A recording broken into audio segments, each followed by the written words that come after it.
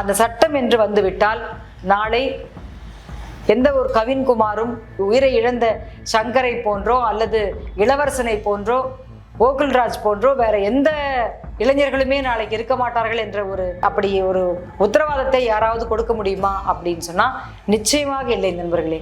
நம்ம தொலைக்காட்சி பெட்டியை திறந்தோம்னா மிக சமீபத்துல மிக மிக வருத்தம் அளிக்கக்கூடிய வகையில இந்த மேட்ரிமோனிக்கான விளம்பரங்கள் வருகின்றன. இதற்கு எதிராக ஒரு மனுவை கூட போட்டு எப்படியெல்லாம் கேட்க வேண்டும் என்கிற ஒரு சிந்தனையில் பல பேரும் இருக்கிறார்கள். கூடிய விரைவில் நடக்கும்.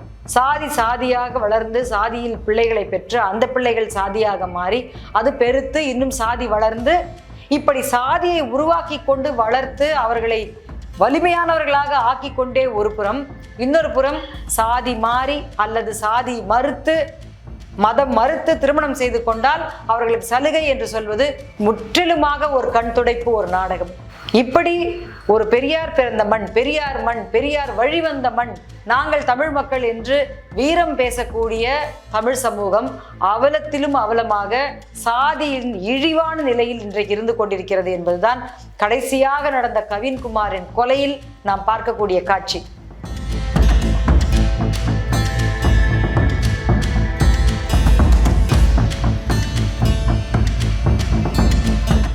ஆணவ கொலைகளுக்கு அதை கட்டுப்படுத்தக்கூடிய, அதை தடை செய்யக்கூடிய, ஆணவ கொலைக்கு எதிரான சட்டம் ஒன்று உருவாக வேண்டும் என்கிற கோரிக்கை ரொம்ப ரொம்ப வலுவா தமிழ்நாட்டில் தமிழ் சமூகத்தில் இருந்து கொண்டே வருகிறது.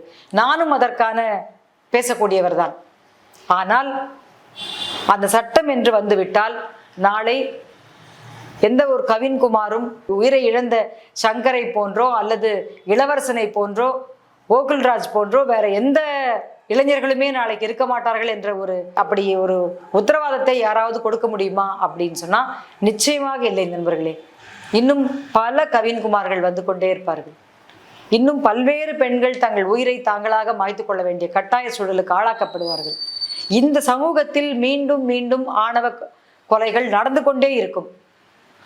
ஏன் மற்ற சமூகங்கள் ஆணவ கொலையை செய்யக்கூடிய, தாங்கள் ஆதிக்கம் செலுத்துகிற, தான் மேல்படியில் இருக்கிற சமூகங்கள், சாதிகள் என்று நினைப்பவர்கள் மாறாத வரைக்கும் இந்த அரசுகள் இதற்கான ஒரு தீவிரமான ஒரு அரசியல் தீர்மானத்தை, ஒரு பொலிட்டிக்கல் வில்லுடன் இதை பற்றியான ஒரு மாற்றத்தை உருவாக்க துவங்காவிட்டால் இது மாறவே மாறாது. அவ்வளவு வேண்டாம். நம்ம தொலைக்காட்சி பெட்டியை திறந்தோம்னா மிக சமீபத்துல மிக மிக வருத்தம் அளிக்கக்கூடிய வகையில இந்த மேட்ரிமோனிக்கான விளம்பரங்கள் வருகின்றன.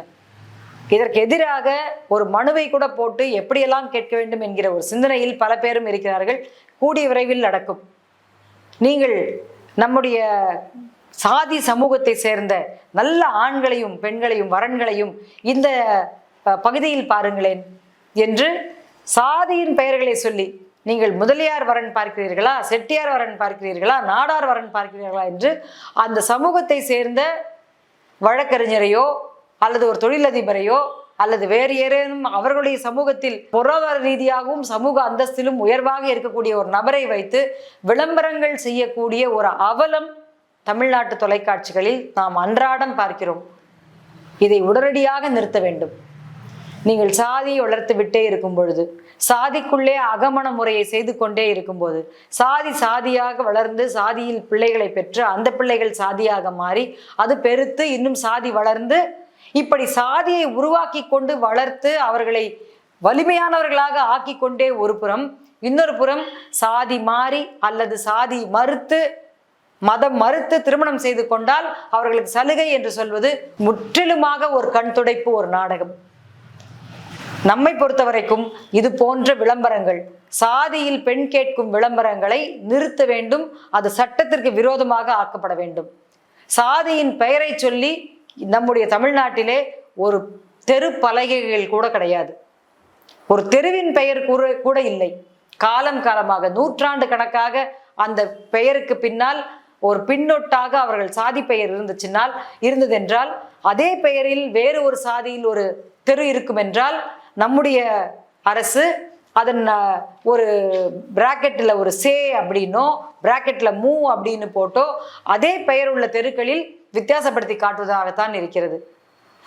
இப்படி ஒரு பெரியார் பிறந்த மண், பெரியார் மண், பெரியார் வழிவந்த மண், நாங்கள் தமிழ் மக்கள் என்று வீரம் பேசக்கூடிய தமிழ் சமூகம் அவலத்திலும் அவலமாக சாதியின் இழிவான நிலையில் இன்றைக்கு இருந்து கொண்டிருக்கிறது என்பதுதான் கடைசியாக நடந்த கவின்குமாரின் கொலையில் நாம் பார்க்கக்கூடிய காட்சி. பெரியாரை பெருமைப்படுத்தி நாம் தான் பெரியாருடைய பிள்ளைகள் பேரப்பிள்ளைகள் என்று பேசுவதற்கு நமக்கு எந்த அருகதையும் கிடையாது. ஏனென்றால் இன்றைக்கு சாதியின் பெயரால் விளம்பரங்கள், சாதியின் பெயரால் திருமண நிகழ்ச்சிகள், சாதியின் பெயரால் கட்சிக்கு மாவட்ட செயலாளர்கள், சாதியின் வாரியாக கட்சியில் இருக்க உறுப்பினர்களுக்கான அந்தஸ்துகள், மரியாதைகள், கோயில்கள், குடமுழுக்குகள், திருமணங்கள் எல்லாமே சாதியை ஒட்டி நடக்கும் பொழுது சாதி ஆணவ கொலைகள் மட்டும் நடக்காது என்பதற்கு என்ன உத்தரவாதம்? கவின்குமார் கொலை இனிமேல் நடக்கக்கூடாது என்று ஒவ்வொரு தலைவரும் அவர்கள் மனதிற்கு வந்தார் போல் பேசும் பொழுது நடக்காமல் இருப்பதற்கு என்ன சாத்தியம்? ஒரு சாத்தியமுமே இல்லை. இங்கு மீண்டும் நடக்கும் இது போன்ற கொலைகள், ஆணவ கொலைகள் தொடரும். சட்டம் இயற்றுவது என்பது ஓரளவு அந்த பிரச்சனையை சரியாக படுத்துவதற்காகவும், இனிமேல் இது போன்ற கொலைகளை செய்தால் அந்த கொலை செய்தவரும் அவருக்கு பின்னால் இருப்பவரும் அந்த குடும்பமும் அவருடைய படிப்பு, வாழ்க்கை, அவருடைய பொருளாதாரம் எல்லாமே வீணாக போய்விடும் என்கிற ஒரு அச்சத்தை ஊட்டுவதற்கான ஒரு வழி.